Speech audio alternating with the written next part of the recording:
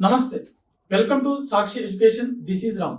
ఇటీవల ఏపీఎస్సీ విడుదల చేసినటువంటి గ్రూప్ 1 తుది ఫలితాలలో స్టేట్ ర్యాంక్ పొందినటువంటి సాయి ప్రసన్న గారు మనతో ఉన్నారు. వారు assistant commissioner of state taxes department లో సెలెక్ట్ అవడం జరిగింది. వారి మాటల్లో మరిన్ని విషయాలు తెలుసుకున్నటువంటి ప్రయత్నం చేద్దాము.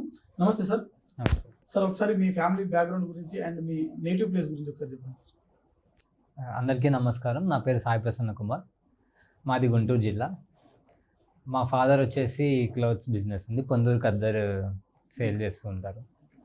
అండ్ నా ఎడ్యుకేషన్ అంతా గుంటూరులోనే జరిగింది. అండ్ నా బీటెక్ వచ్చేసి జేఎన్టీయూ నర్సరావుపేటలో జరిగింది. నేను సివిల్ ఇంజనీరింగ్ నుంచి గ్రాడ్యుయేషన్ పొందాను. సార్, మీ గ్రాడ్యుయేషన్ ఇయర్ ఎప్పుడు పాస్ అయ్యారు? నేను graduation 2016 to 2020 batch sir. And మా కాలేజ్లో మాదే ఫస్ట్ బ్యాచ్ అనమాట.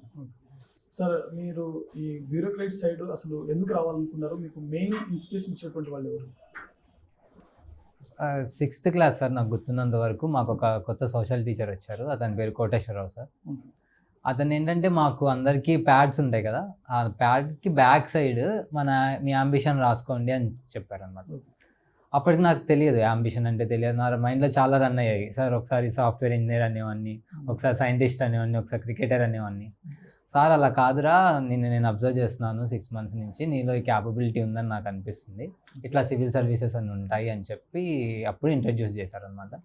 ఇంకా అప్పటి నుంచి మైండ్లో అది అలా ఉంది, ఫిక్స్ అయిపోయింది. ఇంకా ఏది చదువుతున్నా కానీ ఓకే, గ్రాడ్యుయేషన్ అయిన తర్వాత ఖచ్చితంగా ఇటువైపు రావాలి అనేది అయితే డిసైడ్ అయ్యాను. సార్, మీది గ్రూప్ 1 ఎన్నో అటెంప్ట్ సార్? ఈ గ్రూప్ 1 సెకండ్ అటెంప్ట్ అండి.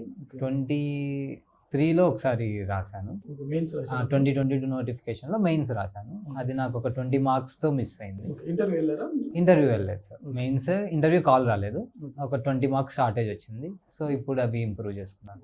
యూపీఎస్సీ ఎన్ని అటెంప్ట్స్ ఇచ్చారు సార్? యూపీఎస్సీ ఇప్పటికి 4 attempts ఇచ్చాను సార్. యూపీఎస్సీ ఇప్పటికైతే రాయలేదు సార్, మెయిన్స్ రాయలేదు.